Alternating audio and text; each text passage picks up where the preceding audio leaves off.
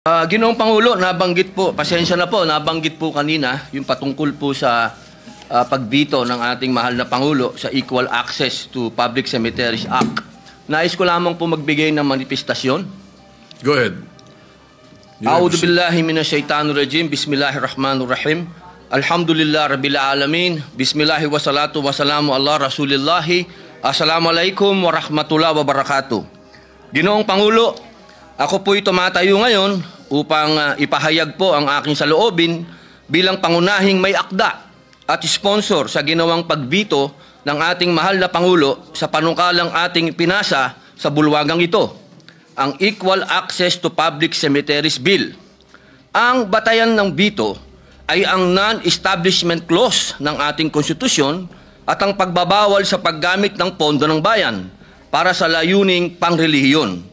Subalit, malinaw pong dapat idiin ang panukalang ito ay hindi pagtatag, hindi pagsuporta at hindi rin pagpabor sa anumang relihiyon. Ang ating layunin ay malinaw, tiyakin ang kawalan ng diskriminasyon at igarantiya ang pantay na pagtrato sa paggamit ng isang serbisyong hindi may kakaila na mahalaga sa bawat Pilipino, ang marangal na himlayan. Ang pampublikong sementeryo, Ginoong Pangulo, ay likha ng Estado at ng pinamamahalaang ng Estado. Ang paglalaan ng bahagi nito para sa ating mga kapatid na Muslim, para sa mga katutubo at para sa iba pang denominasyon ay hindi pagtatag ng relihiyon, kundi pagkilala na ang bawat isa, saan man nanggaling, anumang pananampalataya, ay may karapatang mailibing ng may dignidad. Ang mismong ating saligang batas, Artikulo 2, Seksyon 11 at 22, ay nagsasaad na dapat pahalagahan ng Estado ang dignidad ng bawat tao at kilalanin ang karapatan ng ating mga katutubo. Dagdag pa po rito, ang paggamit ng pondo ng bayan para rito ay hindi para sa relihiyon, kung hindi para sa kapakanan ng mamamayan. Ang paglilibing ay hindi lamang seremonyal. Ito ay pangunahing pangangailangan ng tao. Ang pagbibigay ng disenteng libingan, anuman ang pananampalataya, ay isang sekular, makatao at konstitusyonal na tungkulin ng ating pamahalaan. Ginoong Pangulo, hindi sapat ang pagiging neutral upang makamtan ang tunay na pagkakapantay-pantay. Tungkulin ng Estado na magbigay akomodasyon sa mga nasa laylayan upang lubos nilang maisagawa ang kanilang karapatan. Kung hindi ito gagawin ng Estado, mananatili ang isang sistemang pumapabor sa nakakarami, habang ang mga minorya ay kailangan bumiyahe ng malayo, madalas ay lampas pa sa lalawigan o rehiyon para lamang mailibing ng marangal ang kanilang mahal sa buhay. Mga kasama, malinaw po, ang ating panukala ay hindi pagtataguyod ng relihiyon, kundi pagtataguyod ng katarungan at pagkakapantay-pantay. Bagamat iginagalang ko ang kapangyarihan ng mahal na Pangulo na magbito, naninindigan akong tungkulin ng Kongreso na ipaglaban ang adhikain ng ating mga kababayang matagal nang nakararanas ng kakulangan at kawalang katarungan. Umaasa po ako na muling mapag-usapan, maipasa, at maisabatas ang panukalang ito. Isang panukalang makatao, makatarungan, at higit sa lahat, tunay na konstitusyonal.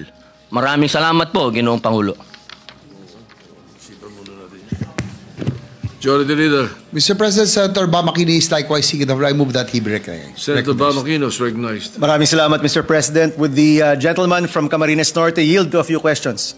Opo. Isa pong karangalan ang makakuha po ng pagtatanong sa ating ginagalang na senador. Mr. President, nung ito po'y napasa, wala pa po ako dito. Baka maaari niyo pong ma-explain muli, no? Ano po ba ang maibibigay sana ng Equal Access in Cemeteries Act, Mr. President? Opo, ito po kasi ay matagal na po itong issue na sa ating pong public cemetery, hindi po nagkakaroon ng pagkakahiwalay-hiwalay. Ang gusto po natin, hindi naman po espesyal ang aming hinihingi. Ang amin pong hinihingi, katulad po ng ginawa ni Mayor Isko Moreno sa Maynila, binigyan po niya ng lugar kung saan po yung mga Muslim na pwedeng ilibing. Hindi po kailangan kaming gawan ng sarili. Hindi po. Doon lang po sa public cemetery, bibigyan lang po nila ng lugar, isang espasyo para po sa mga Muslim. Katulad din po, diyan din po sa, ginawa din po diyan sa, dito po sa North Cemetery po, meron din po doon, para naman din sa mga Hudyo. Meron din po sila doon, sarili. Yun lang naman po yung hinihingi namin, na sana sa mga Muslim, sa mga katutubo, kasi po meron, bawat religion po, o bawat paniniwala, maging pagano man po yan, meron pong paraan ng paglilibing. Ang hinihingi po namin, magkaroon ng pantay. Pantay lang po. Kasi ang hirap po naman na tayo po magkakasama dito sa bansang ito at lagi natin sinasabi na meron inclusive tayo. Inclusive. Paano po magiging inclusive kung ang ating po mga kapatid na Muslim at ating mga katutubo hindi po binibigyan ng pagkakataon na magkaroon ng sariling espasyo? Mr. President, so sa mga ilang syudad at munisipyo, meron naman pong tamang implementation ng Equal Access to Cemeteries Act. Meron po, no?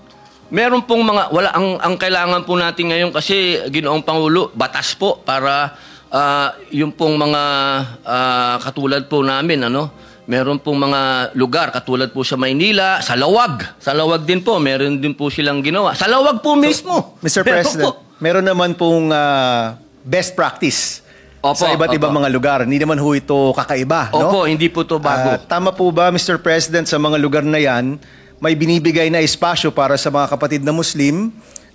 Siguro po, base na rin sa dami ng mga posibleng mamatay, no?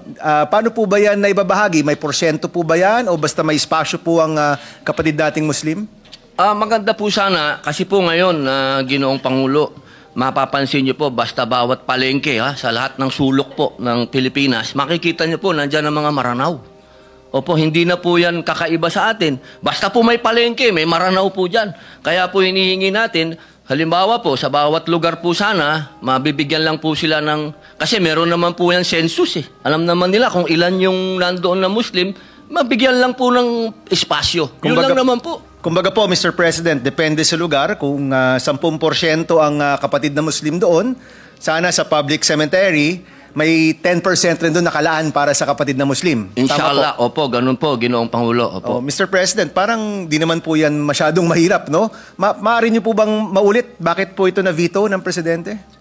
Meron daw po kasi sa konstitusyon na hindi daw po pwede magpondo ang ating estado sa mga, alam niyo po, yung para sa religion, ganyan po.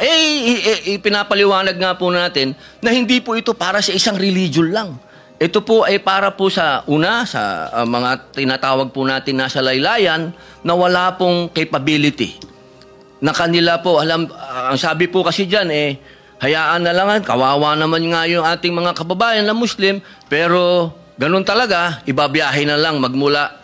Kung ikaw ay nataga Maynila, ibabiyahe mo pa, isasakay mo ng eroplano, makauwi ng Lanao o makauwi po ng Sulu, napakalaking gastos po noon, Ginoong Pangulo. Opo. Ang hinihingi lang po natin maliit pong espasyo.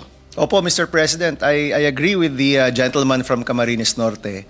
At ipapalala ko lang po, meron tayong mga batas sa Muslim holiday, Catholic holiday, no? So hindi naman po bago na magkaroon ng mga batas na may tinutukoy o may pinapaborang relihiyon sa ating bansa.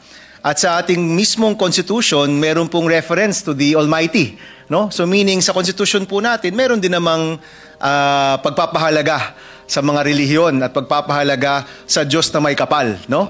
So hindi naman ho ito kakaiba. Mr. President, panghuling tanong, ito pong equal access ay para lang po ba sa mga kapatid na Muslim or para rin sa iba't ibang klaseng relihiyon po siya? Opo, malinaw po doon sa ating Ginoong Pangulo, ang delegate po natin doon, equal access po ito sa Muslim, sa mga katutubo po, kasi meron din po silang paraan ng paglilibing at doon din po sa ibang denominasyon, sa ibang religion po. Maraming salamat, Mr. President, at kung susubok po kayo mag-refile, we will support, Mr. President. Maraming salamat po.